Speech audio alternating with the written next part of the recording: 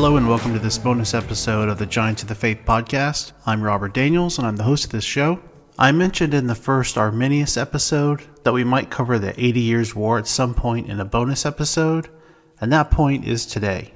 I hope you enjoy this brief diversion from our typical subjects, and here we go. The 80 Years' War was one of the most consequential religious and political struggles of early modern Europe, reshaping not only the Low Countries, which is roughly modern Netherlands, Belgium, and Luxembourg, but also the future of Protestantism, Catholic reform, and the balance of power across the continent of Europe.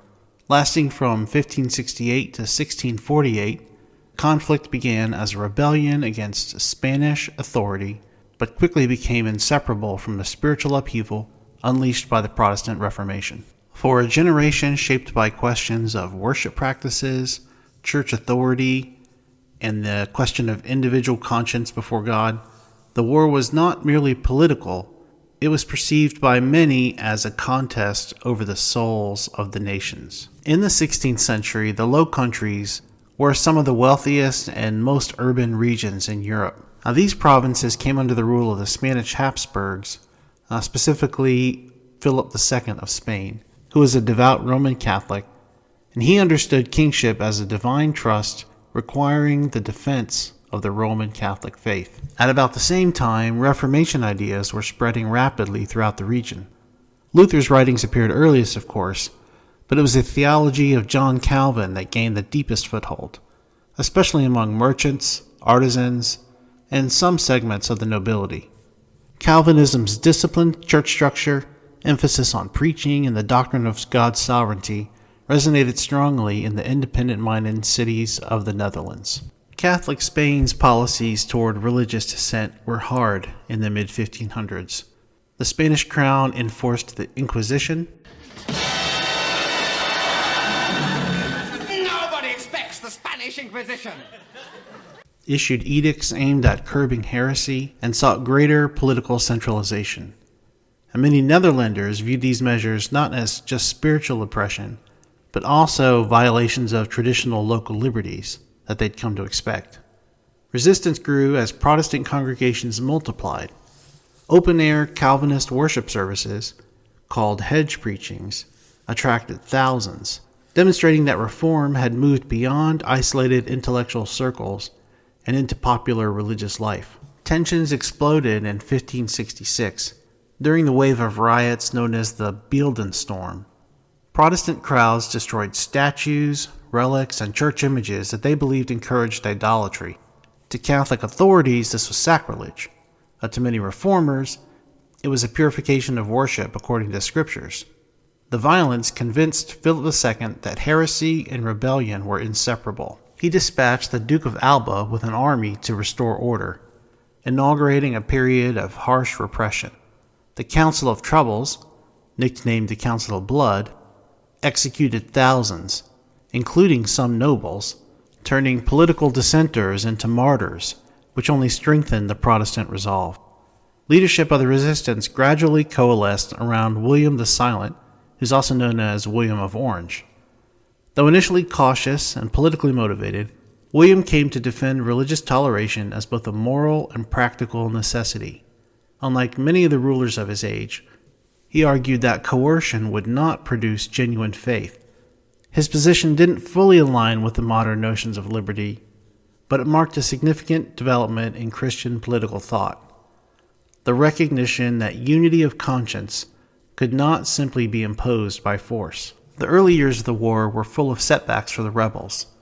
Resistance survived through decentralized warfare and marine insurgents known as the Sea Beggars. Operating from ships along the North Sea coast, they attacked Spanish vessels, disrupted supply lines, and raided coastal strongholds in the name of the rebel cause that was led by William the Silent. Their most famous achievement came in 1572 when they unexpectedly captured the port town of Brielle, an event that ignited widespread rebellion across Holland and Zeeland and transformed a struggling uprising into a sustained revolution. Cities increasingly declared as Protestant and elected Protestant leadership, and Calvinist churches began organizing public worship. Ministers preached that the struggle resembled Old Testament Israel resisting tyranny, framing the conflict in covenantal language that helped to deeply shape the Dutch identity. Religious divisions soon fractured the provinces themselves. Southern regions were more heavily Catholic, and they feared radical Protestant dominance, while the northern provinces were increasingly Calvinistic. The Union of Utrecht united the northern provinces in mutual defense and became the constitutional foundation of the future Dutch Republic. In response, southern provinces formed the Union of Arras and reconciled with Spain. The division hardened the confessional boundary that would eventually separate the Protestant North from the Catholic South. In 1581, the northern provinces issued the Act of Abjuration, formally renouncing allegiance to Philip II. Remarkably, the document justified rebellion on theological grounds. A ruler who oppressed his subjects and violated God's justice forfeited his authority. This argument was theory come to life.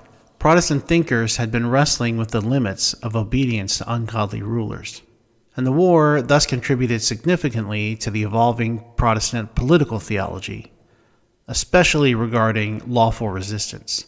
This act would come to influence American politicians, especially John Adams, and pave the way for Dutch support of the American Revolution a century later. The conflict soon expanded from a local one into a wider European struggle. Catholic Spain viewed the revolt as part of a broader Protestant challenge linked to unrest in France and England. Protestant powers offered varying degrees of support. Elizabeth I aided the Dutch, and there were even English volunteers that fought alongside Dutch forces, and the Netherlands became a front line in the larger confessional wars of Europe. Religious experience during the war was intense and formative. Calvinist preaching emphasized providence, discipline, and moral reform, and churches implemented religious councils to oversee community life. At the same time, Catholics in rebel territories often faced restrictions. Over time, however, the Dutch Republic developed a comparatively unusual degree of religious pluralism, allowing Catholics, Lutherans, Jews, and even dissenting Protestants limited freedoms to worship privately. This pragmatic toleration emerged less from liberalism than from the recognition that commerce, stability, and peace required coexistence.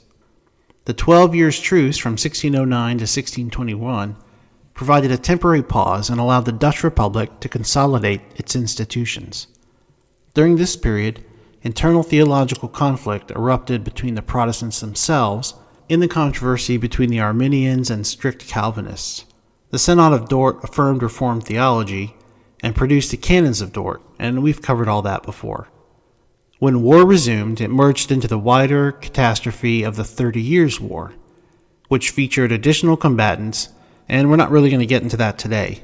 Military innovation, financial strength, and naval strength gradually favored the Dutch. Spanish resources were stretched thin across multiple theaters of war, while the Dutch economy flourished through global trade and maritime expansion. By the mid-17th century, the northern provinces had effectively secured independence, though formal recognition only came with the Peace of Westphalia in 1648. This agreement acknowledged the Dutch Republic as a sovereign state and marked a turning point in European history.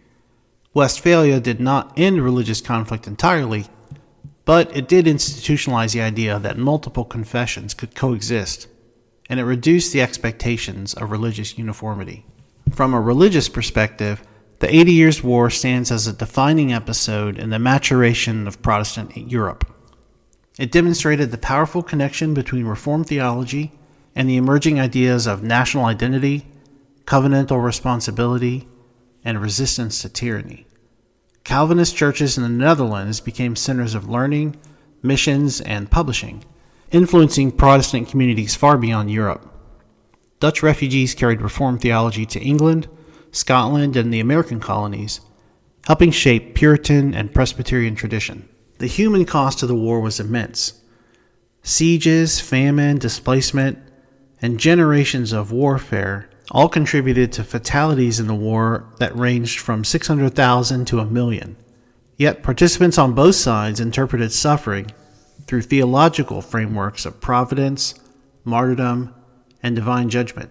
Sermons, pamphlets, and psalm singing sustained morale, reinforcing the conviction that history unfolded under God's sovereign hand.